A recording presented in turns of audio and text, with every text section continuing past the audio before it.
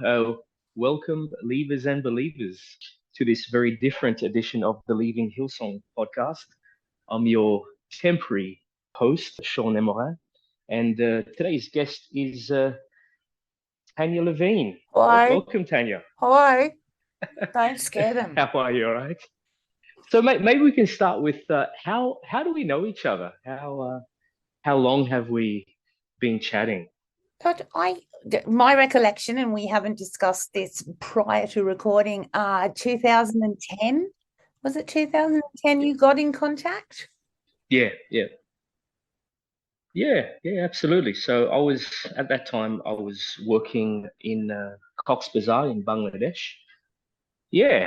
So I think this would have been a few years after you published your book, and yes, I basically reached out for a bit of a chat, and I suppose we've remained friends ever since. And I guess it was a very different time in that not too many people actually had the currency or the literacy to be able to articulate what was of their experience, because a lot of the things that we take for granted now, the quote unquote deconstruction movement or whatnot, well, there wasn't even really a word for it, or there weren't really anyone that was talking about it.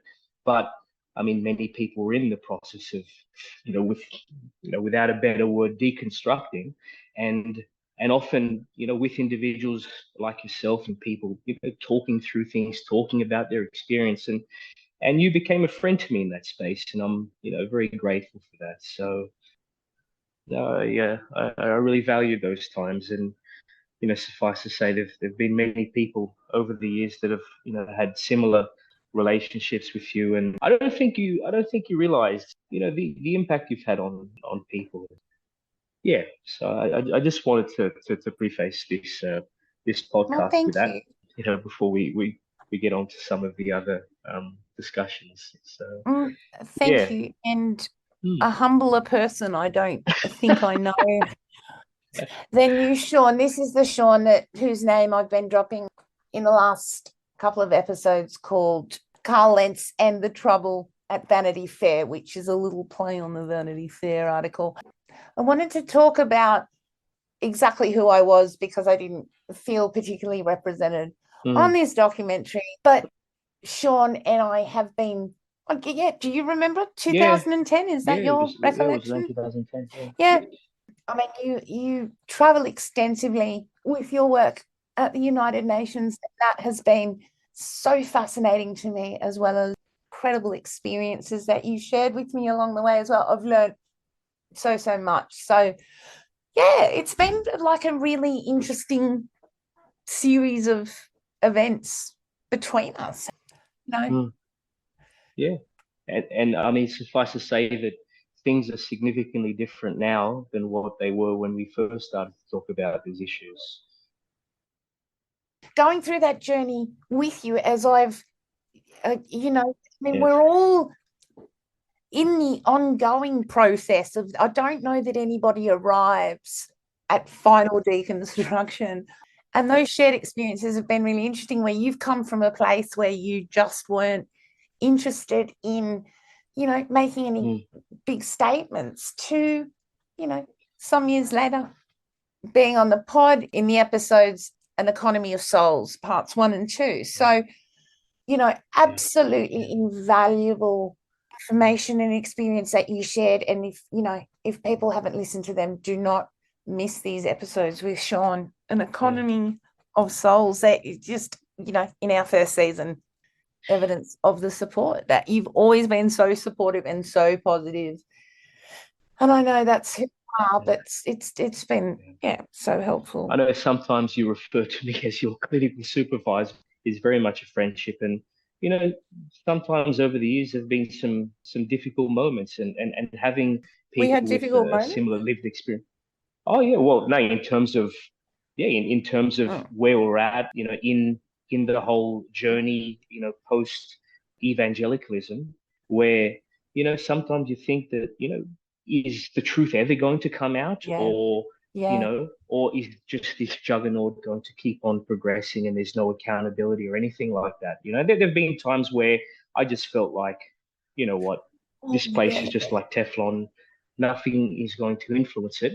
And then just one day, wow, it just feels like it's on its knees, And I don't say that with any joy. It's an extremely sad thing, because there was a lot of investment, from myself, from yourself, from many thousands of other individuals, and I know many people who feel disillusioned afterwards are really hurting, and I do hope that those people who have subsequently left as a result of the truth coming out, and they do find a place that is genuinely welcoming. They do find a place that is genuinely nurturing, and they do find a place that is overall self-reflective in terms of the way that they treat individuals, their policies and processes. Yeah, that's my hope, for those individuals. So, does it sound cliche if I say I just hope they find themselves? I've lost a lot of faith in the bigger group kind of structured thing, I guess. No, absolutely. Yeah. Well, I hope they find. I hope they find their tribe. Whatever that. I hope they find their family, whatever that might be. I know I did talk in the previous episodes that I spoke about, and can I just say that, I'm grateful that you provided an opportunity for me to, lend my voice to others who were brave enough, and at a time where any of this was, it seemed like an absolute pipe dream. And I also point you as well, Tanya. It's important to note that there were people who put their names to things, right? And they said things trembling. That holds a great deal of currency, in my opinion. And no, it's not taking away from the people who subsequently feel comfortable to then come out later, where pretty much the battle's already won. But I feel that it mustn't have been easy, and I'm sure that it took a lot from you. And I just wanted to ask you about that.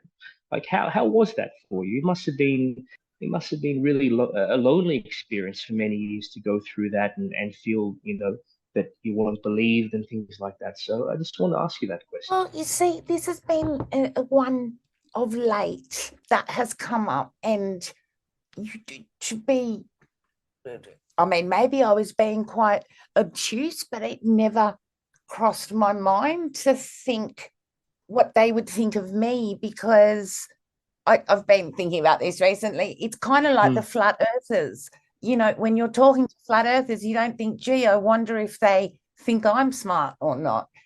These people seem to me so clearly irrational, clearly just morally bankrupt, that it didn't cross my mind what they thought of me.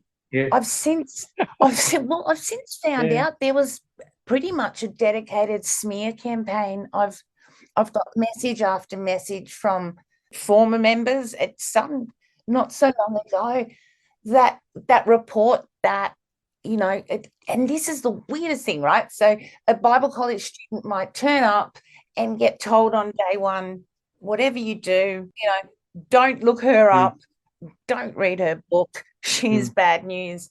And may I just say, thank you, Brian. Thank you so much for that, because when you read somebody's seen your book, which I really think in retrospect is pretty tame, this book. Like, I was still trying to be very respectful and honor a lot of the sacred things. When somebody feels terrified of your book, It's still marketing, Brian. Thank you. And then again, you know, recently it's actually infuriated me a lot more because a lot of it has centered around that I'm crazy, that I'm unhinged. I forget the other ones, but you know, like I said, I'd like to know more. Yeah, sure. I'd like to know more from people, because as I said, it didn't occur to me. But this is strategic gaslighting of the people as well as this smear campaign. So, and it also, absolutely.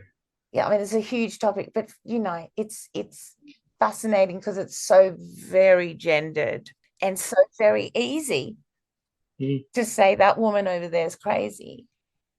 It just doesn't stick with men the same way, and how quickly we as a culture believe it, but you know, in the church. So early on, in terms of cost, very much personally with my family. So in a lot of ways, this was a hope to address my parents' questions and you know, who are you and what are you? And I thought, well, you can't. I remember my dad, we were at the shops one day and my dad just, you know, in like aisle 4 at the supermarket, and he's like, so are you a Christian? And I was like, seriously? Oh, yeah. Oh, this is going to take a lot longer to explain. And I just wanted to explain it. I wanted to put an alternative view out there because there wasn't one. It was just Hillsong is good, church is good. And I just wanted the information out there, and then a list out there. People can make choices. But you know, my dad who's now dead. It's such a tough word, dead, isn't it? Passed away is so much sweeter, but he's not. He's dead. He was a very committed Christian and a very genuine, sincere person, and it's so difficult. Yeah, you understand this, so to kind of honor them, honor these good people, and also, you know, honor yourself and what becomes more and more obviously just not true and indefensible. Yes. Have you ever spoken to your father about, you know, the journey that you I mean, took? he would turn up to events that I had, book events. He would say, I don't share your views, but you know, he said, I may not share all your views, but I'll support you. And that was huge because, as I've talked about before, he was Brian's mate for a while. He was Pat's mate. He was, you know, George was a business. They would all suit wearing people together. And I cost him that. You know, we're already migrants. He was already a migrant from England to South Africa to Australia. He was already isolated. You know, he went to work, but those were his peers at church, and I cost him his church community because you can imagine they weren't particularly supportive of him once they sort of got as much information out of him as well. I'll never forget that George Agajanian wrote that banning letter to me, and then immediately called my dad and said, Alan, what's this about a book? Yes. And you know, I remember that quite early because he was he sort of he deflected George. It was the first time he'd sort of gone against their best. I was raised under that leadership model thing, you know, that God and the head of the house is the husband, all that stuff. So there was a lot of respect for the role of pastors as well as, you know. So that was a big cost initially. I mean, I don't know. Sometimes I just don't get that call back for a job. Like, you know, they'll interview and it'll go well, and we do the reference checks and it goes well, and then nothing. Absolute silence, not even an unfortunately the level of applications. Nothing, just see stuff like that, you know, and there's never been any, from what I know, have never been any interference with my family or, you know, any of those things that people really worry about, you know, but no physical threats or anything like that I'm aware of. the official line is, you know, she made trouble. She came into our church to make trouble, and we can't stop her. But again, it's been so minor in comparison to the absolute privilege, this most incredibly humbling experience, which I never thought was going to go that far. I never thought we'd be sitting here. Yeah, I signed a contract for this book 18 years ago. What? And like you were saying before, like it is quite different from, you know, a lot of latecomers to the show, who don't know that there was an Australia behind it, who don't know about that old man Brian. And you know, you've seen you've seen a good chunk of the long, slow march to, I don't know, whatever this is right now, the unveiling. The interesting thing is that it's been a bit of content overload, right? And I guess you got to be really discerning in terms of what you read about it, because you know, you have people who, you know, who might write about it, who don't, you know, who don't have lived experience, but yet talk about or make content about it. So there's just a lot. But it's interesting what you said about how it's unfathomable for some people to, particularly overseas in places where it's difficult for them not to center, I suppose, the world elsewhere, and let alone Australia, which is, you know, an exceptionally remote part of the world. I guess to really center the story about the Hills District where I was born and became a place which effectively colonized the world in terms of this evangelical movement. It absolutely blows my mind. He's a world leader, Brian. Like, well, I mean, if you know, if this is hugely influential movement, and I think when you were talking about, you know, the evolution of deconstruction, while we were sort of looking away, you know, this the population of evangelicals and Pentecostals just exploded, you know, I think particularly in the United States and South America as well. I mean, everywhere. Absolutely. And so there's just so many more people, so there would have to be so many more people leaving, I guess. But tell me about your most recent escapade in the documentary space. Well, see, and this is where we rushing through your virtual office door, I guess, to because you're social work trained, you've got a master's in trauma. Let's get that out there.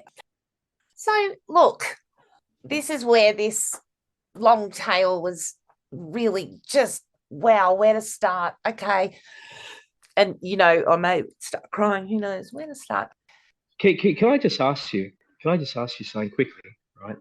And I think this is important to articulate, because you've participated in dozens of documentaries, or no, not just documentaries. I'm talking about pieces, like media pieces on Hillsong or Hillsong related matters, right? But I've never heard you describe the experience as you are now. What was it specifically about the Vanity Fair documentary that has hurt you, right? Because I've never heard you talk anything about any of the other, you know, and suffice to say that, you know, there were a few lowbrow pieces over the years, and fair enough, right? But this one, you know, I guess maybe you expected better. But what was it specifically about the Vanity Fair piece that left you so disappointed? Yeah. A couple of years ago, I was put in contact with the producers who were two writers who had written the most exceptional piece in Vanity Fair called Carl Lentz and the Trouble at Hillsong. And it was so well researched, and they'd really been able to get a lot of, you know, people close to the source to talk. They'd been, you know, quite inclusive and supportive, and it was just a really well put together article. And as a result, I guess, of the traffic they got, they decided to proceed to make a documentary series. And you know, before long, the recruitment began. And it's difficult to talk about this in retrospect without seeing it with the lens that I do now, which is, you know, they started by love bombing me. The two writers, particularly, there's one called Alex French and one called Dan Adler, and they were both very impressive people. Alex has a very strong personality. Dan he's a bit younger. He's got a compassionate edge to him. Both school and compassionate Dan and badass Alex.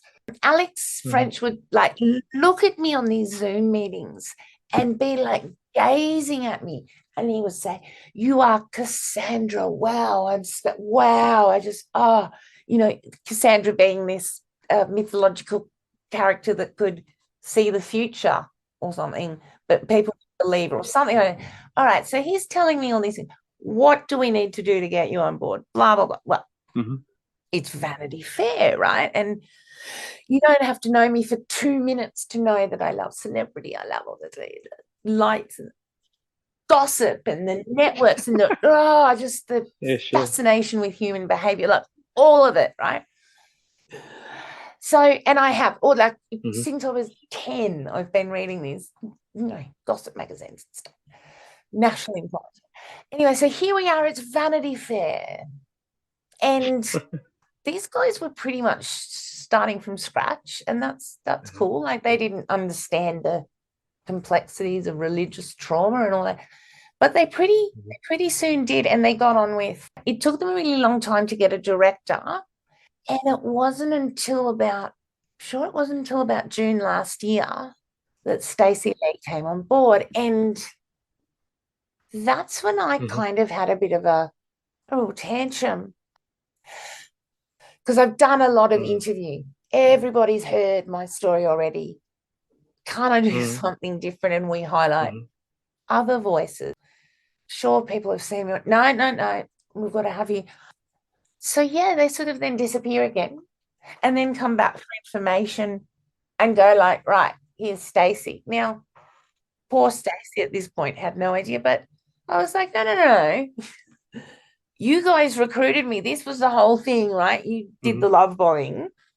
You don't then just pass me on to my Connect group leader do you know what I mean? Like, whatever passer you got. Sorry, Shaun. It's just, it really has hit me, and I know other people as well, as being quite similar to the tactics of Hillsong. And it worked. But it just hit me again. See, I have to say, and I know for other people, that's the thing that's really hit me the hardest out of this whole thing. How much I don't trust myself. It just hit me 2 weeks ago how clear it was. So I finished watching this documentary series, and we can go into detail at another time, but I started crying. Like, it was just not, I had watched 1 and 2 and thought, wow, this is really clever. This has so much potential. And then I finished watching this show and I start crying, and something's wrong. This is bad. Like, this is not what it was supposed to. What? It's so wonderful. What? Did I just say? And I ended up, before I went to bed, I made a post, and then I thought, no, save it as a draft. No, you might be too extreme or something. And I woke up the next day and I started crying again. And then I went online and I saw a post by Nathan Hughes that he'd been in the series as well. And he articulated everything I felt. And, as I said, I physically responded. So my breathing slowed, I stopped crying. And I kind of psychologically aligned again. I didn't feel, that there was something terribly wrong that I think this is a common experience amongst many, and sometimes they might not have the language to be able to articulate the pain or the experience, or as to why that happened, or why they felt they allowed that to happen to them. Thank you. Yeah, I we, I mean, as far as I know, those of us that do these, talk about this topic and go in the media and say, we've never had this experience before. I know I haven't. Yes. The only thing that's ever happened similarly, not even close, the only other negative experience I've had is a current affair put together some footage of me when I didn't do an interview and made it look like I had done an interview, and they just used previous footage. But that's them. Yeah, we worked with Nick Aldridge, who did God Goes Viral with the BBC. Exceptional professional. Not one issue. Then the major ones, Dan Johnson at Discovery and his producer Lauren, they're just respectful. And because I've spent a fair bit of time trying to think it over, they were professional, they were understanding, they were accommodating points of view and honoured them. I just haven't seen anything close to this. So these guys came in and sort of would swoop in, make a bunch of demands as well. So they would want like a truckload of information. It's like, well, we don't actually work for you. There might have been bits and pieces along the way, which I now see as red flags in terms of just anything other than just kind of making this super project. I don't know. Sorry, I will have to think more. But obviously the biggest punchline, if you want a punch in the guts, was the ending of this documentary being so focused on Carl and Laura Lentz and their family and their recovery and their journey and their hard times, their good times and their hopes and their fears, that everybody else was erased with the kind of in the sea of Florida where these two don't actually now live. And that's the other issue with this thing. There were so many inaccuracies. Some of them have to be deliberate, calling people Sydney congregants who weren't in Sydney. So that's just, it can't just be an oversight. Some of it must be bad research. There's loads of errors in episode 3. I mean, for a start, none of us that I know of were told that Carl Lentz was going to be in this documentary at all until the trailer dropped. And then, and this sounds so familiar in my own ears, but I held, you know what I mean? I had good faith and I thought, okay, they've got him, it's going to be a great expose because these are clever people and they've got FX resources. So going to be great. Stacey's a woman. She cares about, issues that she's promising sensitivity and inclusivity and all this, diversity and all the right words. So I held this good faith. And 1 and 2, like I said, they're very stylish episodes where there's, different levels of power being looked at and from different angles. And then, Shaun, honestly, episode 3 is all about the Royal Commission and child sexual abuse in Hillsong and Brian's trial. And then episode 4, a lot of it is devoted to Carl's own childhood abuse, sexual abuse. And I just felt the viewer would feel groomed. That there was an entire episode on child abuse, I think, to kind of prep people for hearing this disclosure. And I know that's cynical, but felt like an insult to people who have childhood sexual abuse in their experience, who don't grow into mega church megalomaniacs and, exploit people for 10 years and spend all their money and, live this duplicitous life. And his entire history was pretty much erased. So, he had been at Wave Church, Carl Lentz, West Virginia, there were all kinds of problems there. No, ignored. So I did Okay. not consent to Mm-hmm. be in a documentary about Carl Lentz. And certainly not one that, you know, has this strong narrative when you look back, you know, Carl was bad, Brian is terrible, Frank is evil. So Carl is just a victim of circumstance, and now he's been to rehab. Positioning Carl amongst all the other quote unquote victims of Hillsong over To the the point years. where he's then an authority on Brian's behaviour. Yeah, so now Carl becomes the expert into Brian's behaviour. It's incredible. I mean, there's just there's just so much to this. They discuss Carl's The irony. sexual relationship with his nanny / housekeeper / his wife's friend, who was constantly in the house. And Carl says, look, you know, it was inappropriate, but it's not abusive. And that's the story. Carl gets to be the authority on that as well. So it's not just platform. People were saying before it came out, oh no, it's going to be Carl's redemption arc. And no. I said, no, can't. These people are, you know, they're so good. They're it won't be like that. And you look back and it's just everything is set up to serve this narrative. Like, you know, good guy gone bad.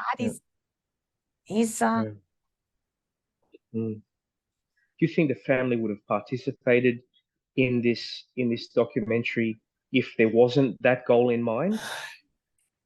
It's just such a surprise twist, I guess, between the first two and the last two. I guess common sense and Carl Lentz would, you know, suggest that, you know, they're certainly not going to want to participate in a roast.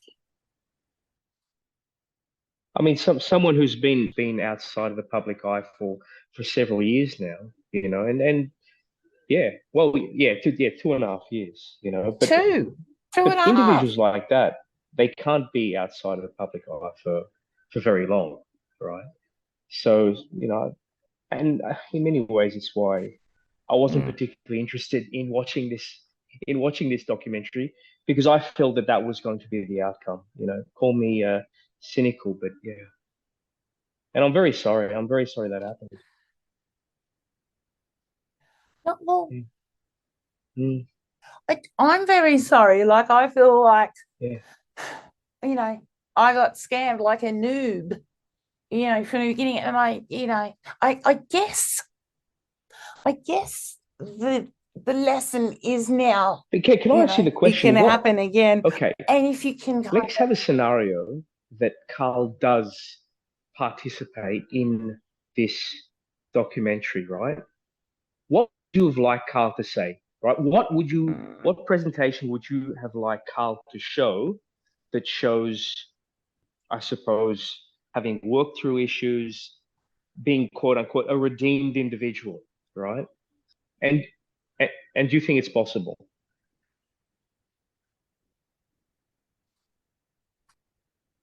Well, what is the urgency for certain people to have to preach or to have to have comebacks? You know, again, the Mercedes principle, like, why?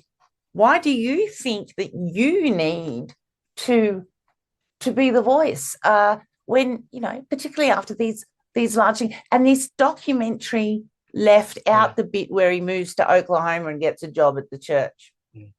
They left it in Florida, you know, strumming the guitar on the beach and walking the dog in the rain. And he's working at this advertising agent. I mean, you've got to watch this thing for its comedy value. He's working at this advertising agency. He just drives this beaten up car and works at this desk, which looks like it came out of a warehouse 5 minutes ago. But you know, the thing is, attends a board meeting you already that looks already like know no one that, knows who he the is. answer of that. I mean, you know, that position is so intrinsic to their sense of self, right? Their self-identity is so bought into that, right? And without it, it must be a huge shock to the psyche, you know? And I think, you know, we discussed this in in the previous podcast Oh, that of I've talked course. about. And, you know, a lot of the a lot of the motivations for status, a lot of the motivations sometimes for hyper success is trauma, you know, and you know, and that sense of validation from Okay. many, Okay. many individuals. And a lot of it has to do with very low self-esteem. And, you know, yeah, Well, sorry. So low self-esteem caused by the trauma as a. yeah, potentially, you know. I mean, Gabor Mate talks about that, you know. Mm. He talks about some of the motivations between his own striving was because of his own trauma. Yeah, to be able to be validated, right? And validation from many individuals. Yeah. But it must be massively tiring to go through life, right? And to continue to need that validation from many individuals, right? From thousands, from hundreds of thousands, Mm. whatever. But the thing is, today's society with, you know, the with social media and whatnot, it's a perfect platform for that sort of thing, right? And it's unbelievably sad. Yeah. I was thinking recently, yeah, the relationship that YouTubers have with some of their viewers is called parasocial. Hmm. You know this term? I'm not that familiar, but please continue. Yeah, well, I mean, just a sort of a virtual relationship. So, Hmm. you know, it only operates through the viewer viewing content Hmm. and maybe leaving a comment, and there might be a like. Yes. And this is Mm. seen as, And the dopamine hit from that like and from that comment, yeah, yeah. those tiny small dopamine hits, yeah, it's huge, yeah, yeah. And I It was becomes an wondering addiction, if, you know, yeah. well, and the pastors Hmm. could sort of have a similar kind of parasocial Hmm. relationship with people because Yeah, they don't spend actual physical time with them. and I think this is a really interesting point, right? Because the Hillsong platform is perfect for that. So individuals like the Carl Lentzes, like the Bryans, and like others, right, who, you know, really need that sense of external validation, well, they're naturally drawn to a place like Hillsong. And I suppose that's where, you know, Hmm. something of a reflection on you know, the whole perpetrator victim dichotomy within what's happened at Hillsong. I think sometimes it necessitates people to critically reflect, like, what were the motivations for me to be in that place in the first place? Yes, absolutely. There was, you know, there was the desire, you know, to connect with people. There was the, you know, wanting to be part, you know, of something that's bigger than themselves.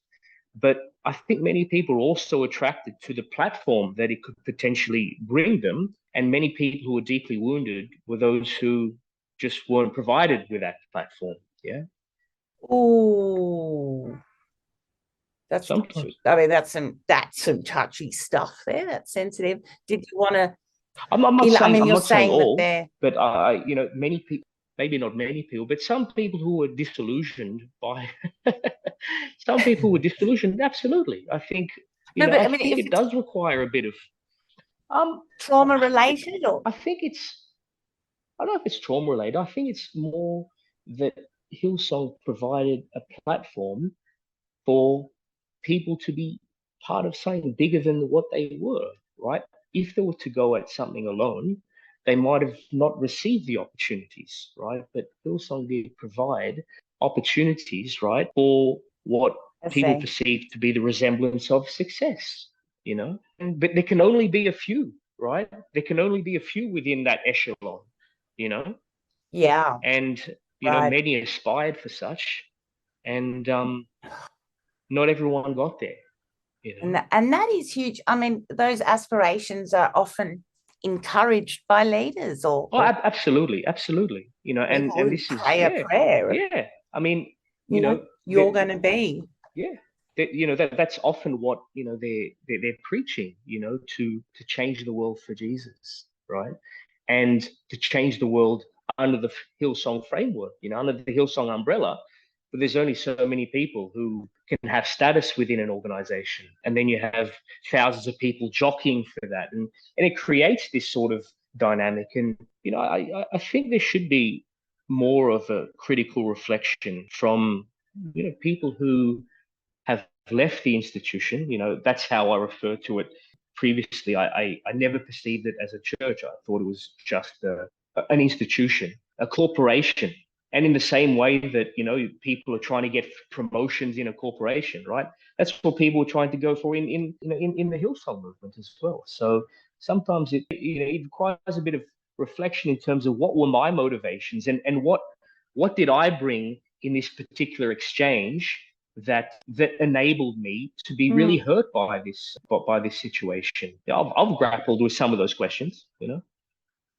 Now, I mean, well, what's the difference between that? Where do you draw lines then between that and victim blaming? Because and that's why when I did that interview with you a few years ago, I said that I didn't want to be portrayed as a victim, right? I didn't view myself as a victim. I was someone who was deeply wounded by the experience, right? And certainly there were many things that I found were traumatic by the experience. But I mean, it was a very complex. It was a very complex relationship with this, right? There were aspects of it that attracted me to this environment. There were friends and things like that, right? There were many traumatic experiences, and I did speak through those, but I never saw myself as a victim, I suppose, in the classic way that we might articulate such. But yeah, what do you think? Is that a male thing? A hesitance to, because if you get hit by a car, you may not have chosen that at all, but you're the victim of a hit and run. Also, that's how it's used. Are you a victim anyway, or is that a choice thing? I mean, I know there's some big questions, because I tell you what, damn important to people. And I think it's important to ask those big questions. Critical reflection is integral to this, to what we're doing. I think that a big part of your podcast has been around, people being honest about their experiences, people being honest about, what they contributed in this particular space, and maybe some of the faults that they had as well. So yeah. What do we do? Because I guess part of that is as well learning then how to become more protective of oneself. And, there's a bunch of strategies through deconstruction that help, learning about boundaries and saying no, and, all those different practical strategies. And I guess for me, with this recent debacle in the media, paying attention to your own sense of red flags. I'm so infuriated that to find out that literally my own central nervous system works. I immediately neglect my own instincts and seek external validation. I mean, that's a combination of things. It's a very female thing. We always call each other up first. That's a bit of a generalization. But women can, women often seek each other's opinions before they. It's very much the evangelical born-again experience where you just crush your own feelings and seek validation from an external God. I think there's huge problems growing up begging an external man for forgiveness, particularly for women. But and redemption your whole childhood, and it's so. I mean, I are there ways of changing that at this late stage in my life? I mean, what is this trauma that's bringing me to these tables then? I can't be any different from the other kids. I'm just going to different tables. It's not going to church. I'm going to Vanity Fair scam. Well, I think you've talked about, boundaries and things like that, right? How important you think are boundaries in engaging in these things, particularly when you get quite a few invitations? Oh, I don't have any boundaries. No. I don't have boundaries, and that I blame Brian for that.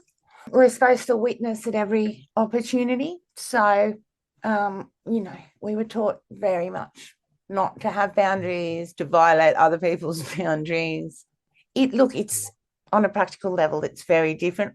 I don't know. I don't know if this is reflective, the content that was made. I don't know if the content that was made is reflective of the future of storytelling, where it's a docudrama series. It's a bit of poetic license and a bit of clickbait and, the amalgamation of all the different pieces of information.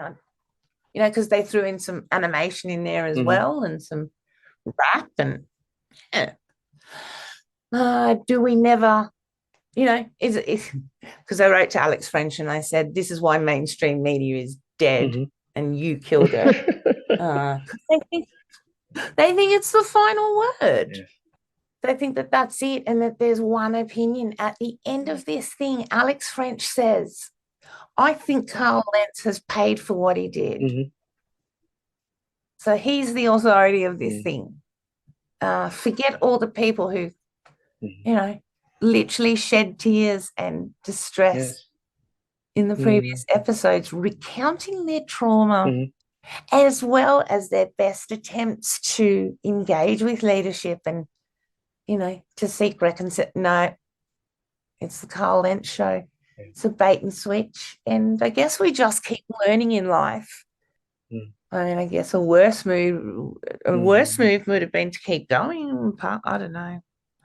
I kept going last time. And where to now for you, do you think? I want to print t-shirts. Okay. I'm serious. It's about the t-shirts. I saw some woman on Vanderpump Rules just made like $1 million on t-shirts. She bought a house. It's like, let's be serious. Okay. Facebook Reels and t-shirts is TikToks where the future is. Split screens. Okay. Where you were before and where things are now, where do you think the end game is in terms of all this, where do you think the end game will be? Do you think there'll be an end game? I mean, sorry, for me or for the megachurch style of faith or whatever that is? Well, I think that's a greater discussion, and I do hope that there'll be a similar reckoning in general for evangelical institutions, evangelical NGOs, mega churches, and things like that. Why? What will happen? Give me some hope. I hope there'll be a greater level of accountability. Absolutely. Yeah. What does that mean, though? So we've got these people that the whistleblower documents have revealed, have, spent extravagantly. These papers would suggest, would allege that, there's been huge misappropriation of funds by Hillsong and its employees, money laundering, fraud, tax evasion. And yet, what? They're running around, there's no one seems to be knocking on their door. What does accountability and consequence, what's it ever going to look like? Well, how would you like it to look like? Well, shut the whole thing down, give $37 billion that they raise every year and put it into a universal basic income. I mean, you'll throw communist tomatoes at me, so I don't know. Yeah, how would you like it? How would you like accountability to look like in this circumstance? These people need to go to jail for, as any other criminal would have to stand trial for that. I mean, they're white collar crimes perhaps, but man, they're huge. This gloss, this assumption that these are the good guys is such a protective factor. Possibly even within a lot of us still kind of go, oh, they were the good guys though, weren't they? I mean, they are kind of Christian. And I think that that's probably the reason as to why the critique will just keep continuing, because there is almost zero sense of accountability. There's zero self-reflection. There's zero acknowledgement of any wrongdoing. And as long as that is the case, well, the critique will just, continue. It will be relentless. It might not be a flurry in the next weeks, but there will be things that will happen in the next months or in the next years. And it's largely because a lot of the people who are still, in the upper echelons of the organization, they were involved in some dodgy stuff over the years, right? And more individuals become emboldened to talk about their experiences. So I think it's inevitable. If I was the head pastor of Hillsong and I wanted to change I suppose, the culture, right, I'd probably start with doing something along the lines of a truth-telling exercise, right? Which invited individuals who'd been a part of Hillsong to have a space to honestly tell the church of their experiences, and there to be an honest reckoning of and an honest taking on board of the pain and suffering that they've caused. Fine, we can acknowledge that there was some good things that came good, right? But still, it doesn't. Right? I'm just saying, right? Because that is the thing that they always preface. Oh, we did this and that, blah blah, right? But it still doesn't take away from the fact that there were many people's lives who were destroyed, and in order to move forward, to be able to be open to hearing those things, not just giving lip service on the platform. Sit there and say, yeah, we acknowledge that we really destroyed people's lives. How do you come back from that? I'm sorry, but what kind of where do you take it from there? Yeah, we're the kind of people that destroys people's lives, but hey, we're changing our policies and we'll be right back. But, no, sorry, but no. I mean, no, but sometimes, it's sometimes about acknowledging the complexities of the human experience, and also within an organization. I mean, we're messy people, Yeah. You've heard people, I've heard people, right? A lot of the people who are victims in this, they've heard people. And I hope that we can come to a point where we feel such a sense of disappointment in ourselves that we can say, I'm sorry that I really influence your life in such a negative way. Screw your intentions, whatever, right? Just to say that we are deeply, deeply sorry and we want to make amends. And sometimes that making amends might require compensation, might require, many other things, right? That will be the ultimate hurdle. And that's why what I've suggested will never take low, because they know that, well, ultimately it will come down to that, right? And that will fundamentally mean ultimately I feel will be the end of Hillsong, unfortunately. What do you mean, unfortunately? No, well, I mean, yeah. I know that it's a very important place and movement to a lot of people, but it's, so thalidomide was a great morning sickness drug. It really, really helped people with nausea. So, I just, the damage that was caused is, if you can measure that kind of stuff, that the damage that's been caused has not, the positive outcomes that people talk about, they don't seem to outweigh this level of damage. A quick thalidomide reference there. You'll show your age if you know what thalidomide is. Yes. If they generally wanted to move forward, for the resemblance of a positive institution, I think that's the only way. Yeah. In having something of a truth-telling platform for people to be, a safe platform for people to honestly, yeah. Okay. I would never support that. I don't know, disagree. I would never put the quote unquote victims on the perpetrators platform and get them to outline it. okay, well then, then it could be an external Yeah. thing that is linked. I think we need like a truth and reconciliation kind of meeting where there's some kind of amnesty for people, but I guess not under an authority is what. Well, I was And going to use those words, but then I thought well, no. Yeah. I know what it does. It's it's the only way because people's participation in the system as well as their what's the opposite of Yes. benefit? As as well as the things that were so bad about it. The detriment. Yeah. Mm, it's complex, it's nuanced, and it's part of a very big conversation about who should take responsibility when, what are the mitigating factors, what are the valid ones, what are the even to sum up, like Carl and Laura Lentz are both pastors' kids. Laura Lentz is the daughter of Marilyn and Kevin Brett, Kevin Brett is one of Brian's oldest friends from when he was 15. Laura describes not knowing that she wasn't related to the Houstons growing up. That's how close they all were.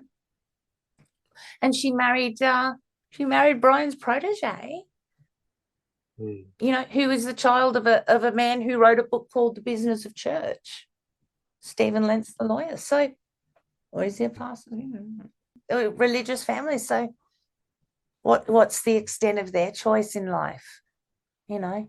Sure, Laura couldn't say she wanted to join the circus.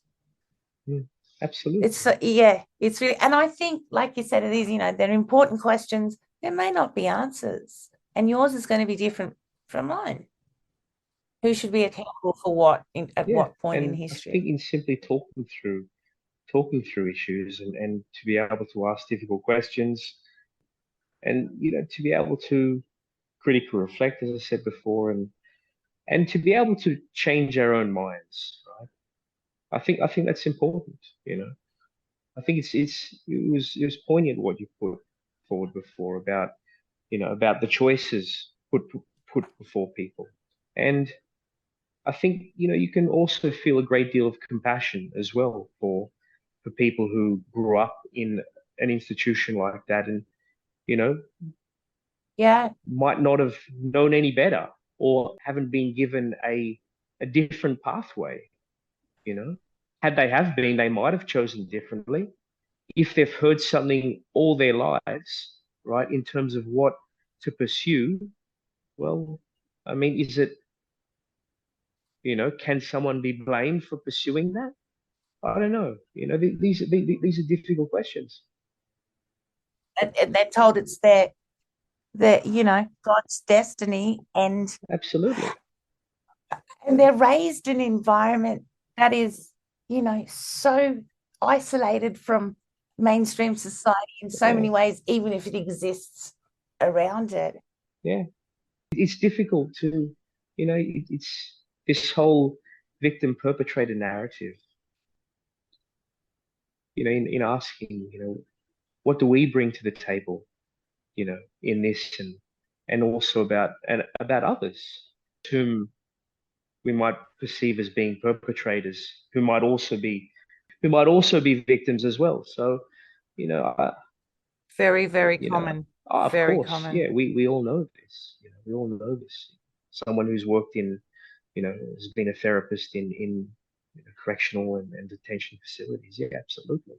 But I think this is a greater discussion, and we might have to reconvene at a different time. Yeah, I don't think it ends, this one. It's a struggle for a lot of people, and we're, absolutely. Like I said, I just think we're all just sort of deconstructing as we go. Yeah. And all, like, it's actually pretty cool. We're all like learning from each other and doing a lot of I don't know. And absolutely. There've been times where cool. I feel such vehemence about it and such, clarity, right, in terms of how I thought about my experience. And then, I don't, I struggle to articulate things, right? And then I do again, and that's okay. It's Yeah. being human, and it's so exciting to be human and not stuck with a system that you're supposed to abide by the rules of for being human. Thank you, Tanya. It's been a really nice Thank you. discussion. Thank you. And everyone, keep on leaving Hillsong. Keep leaving Hillsong. Bye. Bye. Hello. I hope that made some kind of sense to you all as to why I've been complaining about the Vanity Fair thing. We'll put that to rest for now on this pod. I just know that there is something strange going on behind the scenes, and I wanted to put it out there. I wanted to have it on record. My own book was dropped a week before it was supposed to go to print in 2007 by Allen and Unwin, and you don't get reasons at the time for why things are really strange, but when you know they are. So we'll keep you posted, and until then, I think we're just going to have to own our own content. It's just not worth it anymore, and luckily there's every tool in the world to use, so we don't need those bright lights and those shiny limousines. So this week, as everyone knows, Brian Houston is back in court the 15th and 16th of June, and you know that Leaving Hillsong will be there for you. I've got a really special interview coming up with someone very close to the start of all of this trial. Never happy until the ink's dry, so I'll let you know when that has been completed this week. We're going to learn a lot more about the law and Hillsong. So I'm really looking forward to that. Jake from the Framework and I have a bit of catching up to do to catch you guys up with everything going on. So we'll get to it. Thanks for sticking around. Thanks for your support. Thanks for your messages and your comments. It's all fantastic. Please just bear with us. There's so much to get done, but we'll be there. So tune in. Be kind to those around you. Use kindness as your superpower. People don't really have much to come back with when you're kind to them. It's an interesting experiment. Try it out. Be good to yourselves and keep leaving Hillsong, and we'll talk soon. Bye.